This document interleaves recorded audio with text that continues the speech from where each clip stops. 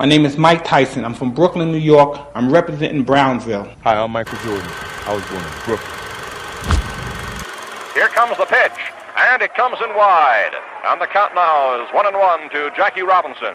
Billy Martin ran over the second base. Better known as Brooklyn. Never taking shorts because Brooklyn's the borough. Panic as another manic depressant. Adolescent stares at death. Now what's left when there ain't no God and a whole lot of pride? It might be a homicide, so let the drama slide. We don't want no problems, big. Get your name in the obituary column, shit. Cause life is too short and it just gets shorter. I wish I had a quarter for all my people they slaughter. Last year alone in the dead zone. Walk straight, but don't walk late. Cause I'm coming with a hate only made from what it made me. Cause nobody ever played me.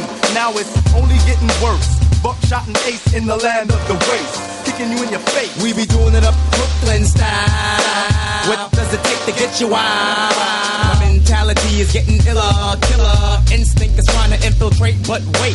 I know you want to enter, but I can't let you in. My mind stays the maddest. I'm gone with the wind. Because it is survival of the fittest. When the shit hits the fan, I got my shank in my hand. Black man with the permanent tan. I come from the villa, never ran. Damn, I'm feeling another part of reality. Hit me when I represent the FAP. Straight from the bill till then play the building. I mean literally when I say I make a killing. For my cipher, see I'm finna the buster pipe. Original heads represent the Brooklyn all night. Do or die, I'm saying this you and I. Bring your click so we can get stoned like family slide. B2CI in the bush. Mighty Mateen, rockin' the rock, giving the push. Never taking shorts because Brooklyn's the borough. Never taking shorts because Brooklyn's the borough. We did it like that and now we do it like this. We did it like that. Yo, what's up my YouTube fam? And welcome to My Point of View Movie Reviews. Today's review is another retro joint. Another Spike Lee joint. May the 13th, the summer of 1994, Crooklyn dropped. This was Spike Lee's first PG-13 movies, because up until this point, he was dropping rated R joints left and right. He did a family movie that was family friendly and it hit home majorly. Imagine this, living in Brooklyn. Mother, father's a starving magician. He's a great musical player, pianist, but struggling, not making any money. Refused to work for the white man. The mother, hardworking, helping raising 5 kids, 4 boys, 1 girl, and the girl's right in the middle. And you know how it is in black families. When you are the only girl, you have to learn how to cook, clean, faster than everybody else. The oldest boy wears glasses.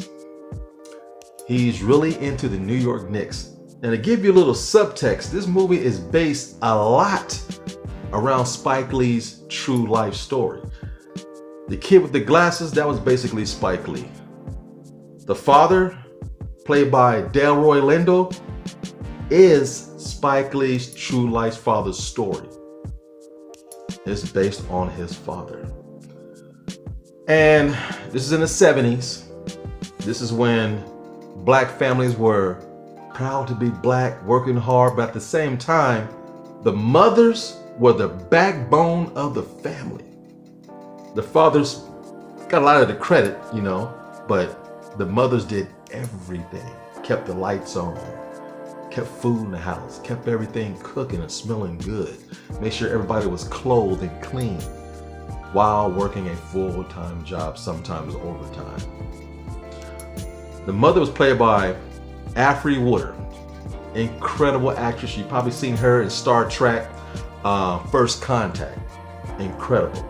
A lot of you guys are just now knowing who Delroy Lindo is, but hey, back in the day, he did Crooklyn, he was in Malcolm X, and he was in Clockers. A lot of you guys discovered him on, The Five Bloods.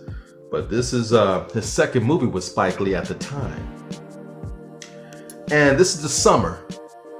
And every summer, something dramatic happens in a black family. Trust me, I know from experience. Neighborhood shenanigans, You got Mr. Snuff and his buddy coming down the street sniffing glue out of a bag. That was a thing in the 70s. Wasn't about cocaine or crack or nothing like that back in them days. Sniffing glue was the drug of choice. They were terrorizing little kids, because these people were basically teenagers, going to the local liquor store trying to steal candy. Young lady Troy, she's the daughter in the movie. She's coming of age. At least she thinks she's coming of age. She's putting socks in her little training bra to make it look like she got little breasts, you know. The boys always watching Soul Train and cartoons, but the oldest boy want to watch the Knicks. They never agree on anything, but when it comes to Soul Train, yeah, they all agree to watch Soul Train. It's beautiful. The father, his brother, and his wife are really close.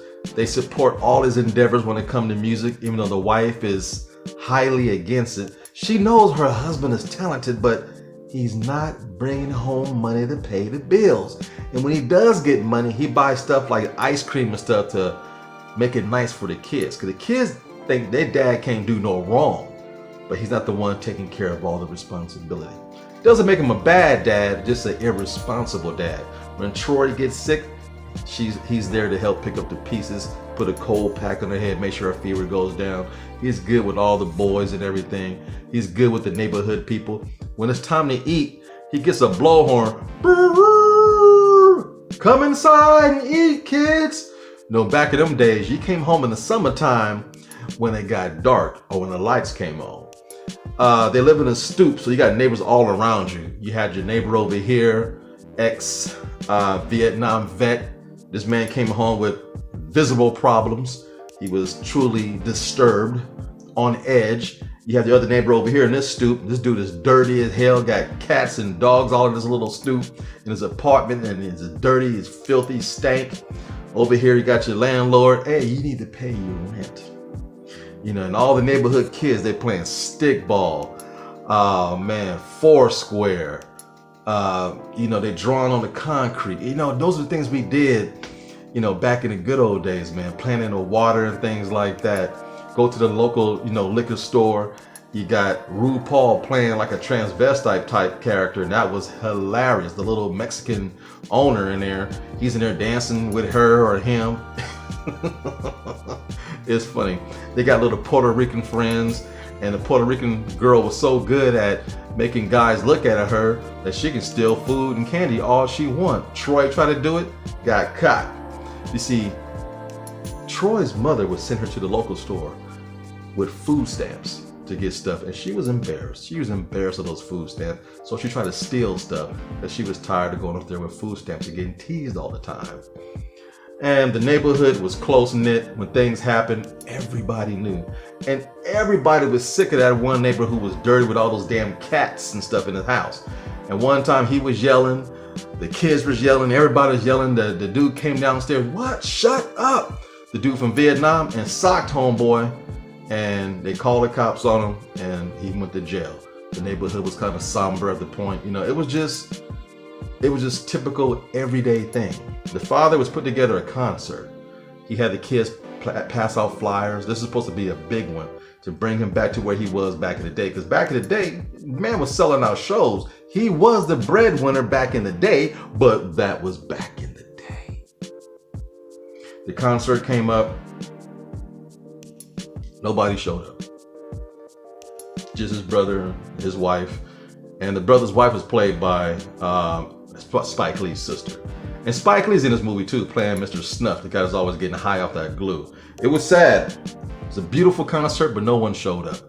No one wants to hear real music anymore. You know, everybody's into the records, into the disco. Things have changed, so that's the way it was. And every summer, I can relate to this. Your parents send you off somewhere to stay with your other uncle and aunt on the other side of the family just to get away out the big city. And they lived in the country, so they drove all the way there. They dropped little Troy off. You're gonna spend some time with your aunt and uncle and your female cousin, Viola. And Viola was a foot taller, had butt, breasts, visually light-skinned, very pretty. And they were just no match. But you know, over a period of time, you learn to love each other. It's a little difficult, little rocky at first, but cousins are cousins. And people are making a big thing out of Spike Lee as a great director. Oh man, the ratio he changed in Defy Blood. Spike Lee did that years ago in the 90s, man. Check this movie out. When they go to the country, he stretches the screen. A whole different ratio. He was doing this 15, 20 years ago, y'all. Y'all late to the party. And when they went to the countryside, the film dramatically changes. Dramatically changes. The lighting is softer, and they want to give you the feel of what's it like to be out of the city into the country. And the country stuff is absolutely hilarious because the auntie talks like this. Oh, hey, baby, why you got those shells and braids and things in your hair? We're going to take that stuff out. They press and comb hair in the country. They totally different. And the aunt and uncle are a lot older than Troy's parents. So there's a big age gap. And they had Viola late, you can tell. And she's an only child, so she has everything imaginable to play with, except friends. That's why Troy came to stay with her for the summer, so she could grow to have some company. And parents know when something's wrong, and they have to prep and prepare their kids for the inevitable. Now, there was an underbrewing story growing in the family home. The father and mother was constantly fighting. At one point, she kicks him out. Go stay with your brother. Get the hell out of my house, because you ain't helping. You're stressing me out. Keyword stress, stress, stress. And after some time goes by, she lets him back in. She's not really happy about it, but that is her husband, and she has some bad news for him. That will come later on in the movie. It's really heartbreaking. And then meanwhile, Troy's over there in the country spending time with her cousin and her aunt and uncle. And there's one scene, the auntie had this little dog. I think she loved this dog way more than she loved her own daughter. But she had a little slumber party one time. She invited 2 little black kids over there, little girls, along with Viola was there, of course, and then Troy. They was jumping on top of the bed and laughing. You girls, stop doing that, you little hooligans. You know, she just didn't know how to let the girls have fun. And this little dog was a pest. Well, back in the good old days, you remember those roll-out beds, man? Those couch beds? Well, she couldn't find that damn dog. That dog went missing. So she goes, oh, well, maybe she'll come around somewhere. She's outside. Baby, where you at? You're looking for that dog. No, to no avail. Could not find that damn dog. So she came in the house. All right, girls, you little hooligans, stop playing around. Time for bed. Say your prayers. They say their little prayers. They got their little hands crossed and praying to God. And then meanwhile, she's going to pull out the couch bed so the girls can sleep. As she pulling this out, that dog, I guess, got stuck in there. As she pulled it up, that dog said, boom! The biggest laugh I had, man, was on that part. It was hilarious. That dog landed. It was laying sideways with his eyes closed, half dead. I was dying. And she was like, oh, Lord Jesus! Oh, Lord! Oh, God, Jesus! Oh, Lord! Oh, Lord Jesus Christ! Them kids was rolling. The father right in there, what's going on, baby? Oh, Lord! That killed my dog! Oh, God, I was dying. They buried that poor mutt, and, you know, the summer came to a close. It was time for Troy to go home and be with her family back in Crooklyn, better known as Brooklyn. But when she got back, mommy's in the hospital. No one told Troy. Purposely, they didn't tell her. And Troy wondered why, how come I'm braiding all the boys' hair? Why am I doing all the cooking? Mothers prep their smart kids to be strong in the future for certain reasons. The mother was diagnosed with cancer, and she had a short time to live.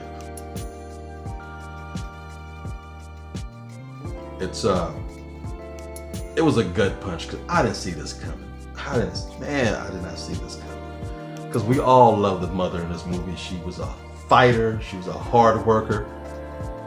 Worked hard all her life, support those kids, very little help from the husband. And what did she get? Cancer. And eventually she passes away. And Troy has to grow up overnight and become become like the mother of the house. She had to take care of her dad and her 4 brothers, cook, clean, braid their hair.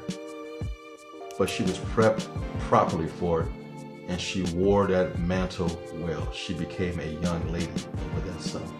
Yeah, you don't need to have the breasts and stuff like that to be a woman. Sometimes up here, raw knowledge and experience make you grow up faster than you want. Crooklyn is a great movie. It's emotional. It's extremely funny. The soundtrack absolutely slams. The opening number, man, I still wear that soundtrack out. And then the end credits. Spike Lee got old footage from Soul Train, a bunch of Soul Train line dancers, and played that song by the Crooklyn Dodgers. Man, oh man, I love the movie Crooklyn. It's a fabulous family movie. If you haven't seen it, you're shortchanging yourself. Go get it, go find it, watch it. Crooklyn by Spike Lee. A great movie. You would not be disappointed. Until next time, be sure to like, share, subscribe, tell all your friends, and more importantly, leave your comments down low. If I offend you, then you don't understand me. But if I inspire you, then you will learn to love me. Peace! And just remember, it's just my point of view.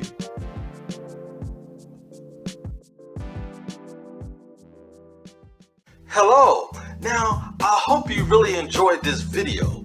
Without you, there's no me. And do us a favor, stop by the website at www.blacktastic.net and pick up some merchandise. Get yourself a hat or pick up a t-shirt. It's things like that that help keep the channel going. And also, feel free to leave a donation on the home page at www.blacktastic.net. Thank you all so much. Again, you make this so much fun. Without you, there's no me. Until next time, see you later.